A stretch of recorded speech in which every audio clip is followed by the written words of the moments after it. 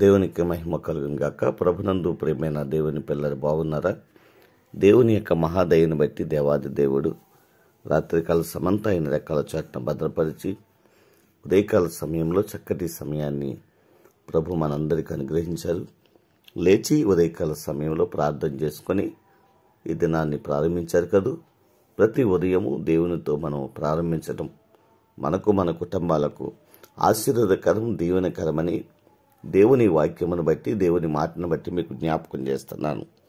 రండి, పరిశుద్ధ గ్రంథం నుంచి ఒక చిన్న మాట మనం జ్ఞాపకం చేసుకుందాం.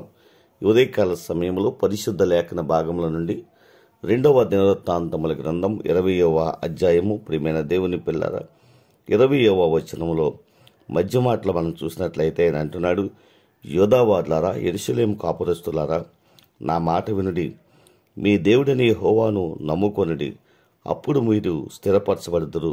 దేవునికి మహిమ కలుగును గాక.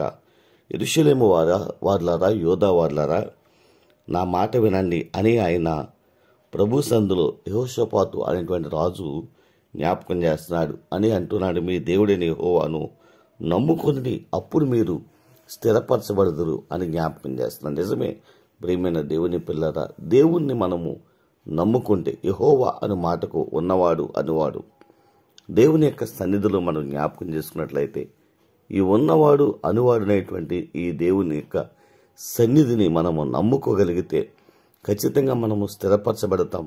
మన కుటుంబాలని స్థిరమైనటువంటి బండ మీద దేవుడు నిలపగలడు అని దేవుని దాసుడిగా ప్రభు సందులో జ్ఞాపకం చేస్తున్నాను.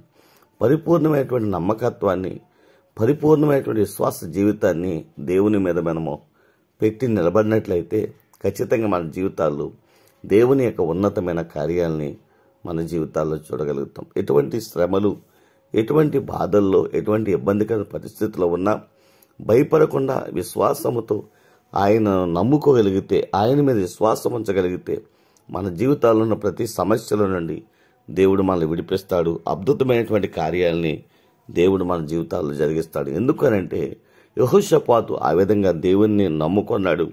అనేక రకమైన శత్రువుల యొక్క భయముల నుండి, ఆ పరిస్థితుల నుండి, శత్రువుల యొక్క భయముల నుండి, శత్రు దేశముల యొక్క భయముల నుండి దేవుడు వారిని విడిపించాడు.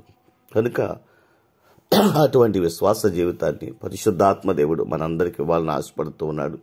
కనుక మనము కూడా అటువంటి విశ్వాస జీవితాన్ని కలిగి ప్రభువులో సాగిపోవడానికి సిద్ధపడదాం. అటువంటి కృప పరిశుద్ధాత్మ దేవుడు మనందరికీ అనుగ్రహించి నడిపించునుగాక. ఆమేన్. కృపా సత్య సంపూర్ణమైన మా తండ్రి, కృపామయుడమైన మా దేవా, నీకు వందనాలు, స్తోత్రాలు. ఈ ఉదయకాల సమయంలో మరొక చక్కటి మాట ద్వారా మీరు మాతో మాట్లాడినందుకు వందనాలు, స్తోత్రాలు. స్థానిక సంఘాన్ని, గ్రామాన్ని కూడా దీవించండి, ఆశీర్వదించండి. పిల్లలు చేస్తున్న వ్యవసాయములను, చేతి పనులను, వ్యాపారములను, ఉద్యోగములు కూడా దీవించండి, ఆశీర్వదించండి. బలహీనులుగా ఉన్న వారందరినీ మీ రక్తం చేత కడగండి. మంచి ఆరోగ్యము, నెమ్మది, క్షేమమును వారికి దయచేయండి. చదువుతున్న వీళ్ళకి మంచి జ్ఞానాన్ని ఇవ్వండి. ఉద్యోగం చేసే వారికి మంచి కాపుదలు ఇవ్వండి.